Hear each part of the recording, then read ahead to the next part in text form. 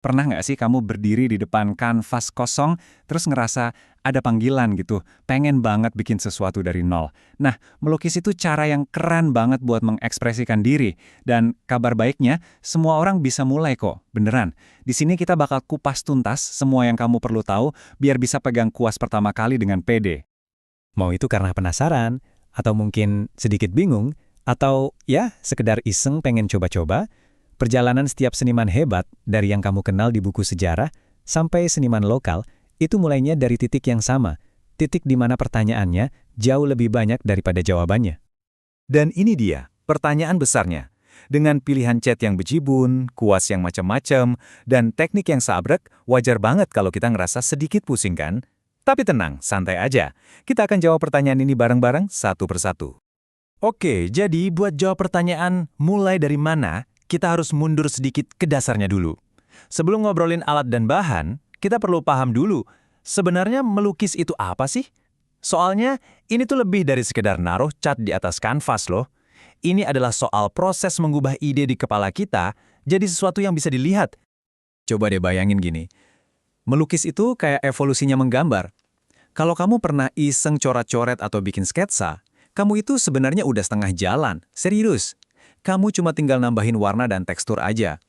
Intinya, yaitu nerjemahin gagasan jadi gambar, mau itu di kertas, kanvas, atau bahkan di tembok sekalipun. Nah, sekarang kita masuk ke bagian yang seru nih, nyiapin senjata. Anggap aja ini starter pack seniman buat kamu. Percaya deh, punya alat yang pas, itu bakal bikin proses belajarnya jadi jauh lebih gampang dan asik. Oke, ngelihat daftar ini, ada satu pesan penting banget. Jangan langsung borong satu toko seni ya. Mulai aja dari yang paling penting. Setiap alat ini, mulai dari pensil buat nangkep ide awal, sampai kuas yang bakal jadi perpanjangan tangan kamu, punya fungsinya masing-masing. Kalau kita fokus ke yang dasar dulu, kita bisa benar-benar nguasain fundamentalnya tanpa pusing. Bentuk kuas itu ngaruh banget ke goresan yang kamu hasilkan. Lihat nih bedanya. Kuas yang ujungnya bulat itu jagonya buat detail-detail halus. Terus yang bentuknya datar atau flat, ini enak banget buat nutupin area yang luas dengan cepat. Nah, kalau yang kayak kipas, ini alat rahasia buat ngeblend warna dan bikin tekstur yang lembut. Paham 3 jenis dasar ini aja udah ngasih kamu kontrol yang luar biasa loh. Setelah alat-alatnya siap, sekarang waktunya milih cat. Ini bisa dibilang keputusan yang cukup besar, karena bakal ngaruh banget ke proses dan hasil akhir lukisan kamu.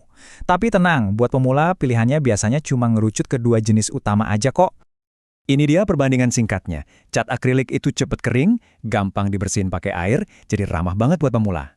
Di sisi lain, cat minyak itu lebih pemaaf. Kenapa? Soalnya keringnya lama banget, bisa berhari-hari, jadi kamu punya banyak waktu buat ngeblend warna sampai sempurna. Jadi, coba tanya ke diri sendiri, kamu tim yang suka kerja cepat dan spontan, atau tim yang butuh waktu buat eksperimen? Nah, jawaban itu yang bakal nentuin cat mana yang pas buat kamu. Oke, cat udah dipilih, langkah berikutnya adalah gimana cara makainya di kanvas. Dunia teknik melukis itu luas banget, tapi buat mulai, kamu cuma perlu paham 2 pendekatan yang paling dasar aja. Bayangin aja, ada 2 aliran yang beda banget. Di satu sisi, ada akuarel. Ini teknik yang sapuan warnanya tipis dan transparan, kayak lagi ngelukis pakai cahaya. Di sisi lain, ada plakat. Ini kebalikannya, warnanya tebel dan pekat buat nutupin seluruh kanvas, jadi hasilnya solid dan kuat banget. Satu ringan, satu berat. Dua-duanya bisa ngasilin karya yang keren banget, tapi dengan cara yang bener-bener beda. Tapi siapa bilang lukis itu harus selalu pakai cat? Ada loh teknik keren namanya kolase. Di sini kamu melukis pakai potongan-potongan bahan lain. Bisa kertas, kain, foto lama, apa aja bisa jadi cat kamu. Ini cara yang bebas dan asik banget buat berekspresi. Apalagi kalau kamu ngerasa belum pede pakai kuas. Dan itu baru permukaannya aja loh, dunia seni lukis itu seluas imajinasi kita. Kamu bisa bikin gambar dari ribuan titik kecil pakai teknik pointillism, atau bikin bayangan cuma dari tumpukan garis. Kamu bahkan bisa aja ngebuang kuasnya dan pakai jari langsung. Intinya, jangan pernah takut buat eksperimen. Kemungkinannya itu benar-benar gak ada batasnya. Oke, kita udah punya semua kepingan puzzle-nya nih. Alat udah, bahan udah, beberapa teknik dasar juga udah. Pertanyaan berikutnya, gimana cara nyatuin semua ini jadi satu proses yang runut? Yuk kita lihat peta jalannya. Anggap ini kayak peta jalan kreatif kamu ya, bukan aturan yang kaku.